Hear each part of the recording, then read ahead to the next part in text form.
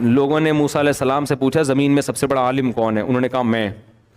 اب بات تو بالکل صحیح تھی ٹھیک ہے نا, بات بالکل, کیونکہ پیغمبر سے بڑا عالم کوئی نہیں ہوتا, لیکن اللہ کو آپ کا یہ انداز پسند نہیں آیا. یہ بخاری کی حدیث ہے. اللہ نے کہا کہ اے موسیٰ کچھ علم ہم نے دوسروں کو بھی دیے ہیں.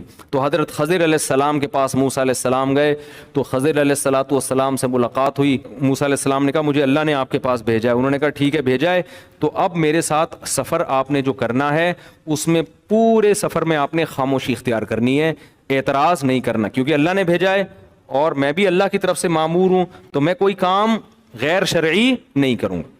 حضرت موسیٰ نے کہا ایگریمنٹ کر لیا, بھائی ٹھیک ہے بھائی ہمارا وعدہ ہے. تو خضر علیہ السلام چلے موسیٰ علیہ السلام کے ساتھ. موسیٰ علیہ السلام کے ساتھ ان کے خادم بھی تھے. تو جب گئے ہیں تو کشتی میں جب بیٹھے ہیں تو کشتی کنارے پہ لگنے والی تھی اور خضر علیہ السلام نے کشتی کا پھٹا پھاڑ دیا, اس کو عیب دار بنا دیا. موسیٰ علیہ السلام نے فوراً بولا کشتی کو داغدار کر دیا, اس سے تو لوگ مر سکتے تھے.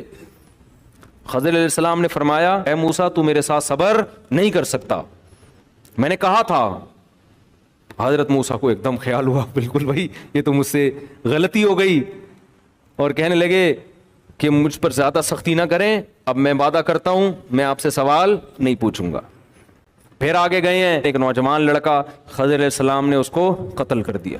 ایک پاکیزہ معصوم لڑکے کو آپ نے قتل کر دیا, یہ تو بہت بہت بڑی غلطی کی ہے. چھوٹی موٹی ہوتی میں چپ رہتا پھٹا پھاڑ دیا تھا, چلو یار وہ کشتی, بندہ مار دیا, بندہ ہی مار دیا آپ نے.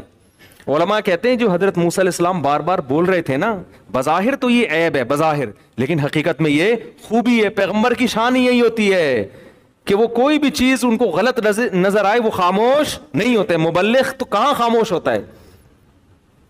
تو یہ حضرت موسیٰ کا کمال تھا کہ بھئی غلط بات پہ کیسے خاموش رہوں. پھر انہوں نے کہا میں نے کہا نہیں تھا آپ میرے ساتھ صبر نہیں کر سکتے. یہ تو اللہ نے موسیٰ علیہ السلام کو پہلے کہہ دیا تھا کہ میرا نیک بندہ ہے.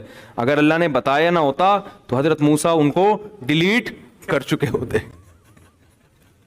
کہ جب بندہ مارا نا وہ کہتے تو نے یہ بندہ کیسے مارا, میں نے تو ایک مکہ مارا تھا, غلطی سے بندہ مارا تھا, اب میں جان کر بتاتا ہوں. تو موسیٰ علیہ السلام نے کیا کیا, ان کو اعتراض کیا کہ ایک معصوم لڑکے کو آپ نے قتل کر دیا. انہوں نے کہا میں نے کہا تھا کہ آپ میرے ساتھ صبر نہیں کر سکتے. حضرت موسیٰ نے فرمایا بس میری سزا یہ ہے کہ اگر اب میں آپ کے کسی کام پہ اعتراض کروں تو آپ کا راستہ الگ میرا راستہ الگ. اپنی سزا خود ہی تجویز کر دی. آگے گئے ہیں, مسافر تھے ایک بستی میں ٹھہرے, ان لوگوں سے کہا بھئی ہم مسافر لوگ ہیں, تھوڑا سا مسافروں کے لیے اکرام کا انتظام ہو جائے. بستی والے ایک نمبر کے کنجوس لچڑ, ایک حالانکہ مسافروں کی تو ہر آدمی خدمت کرتا ہے نا, مدد کرتا ہے, فخر کرتا ہے.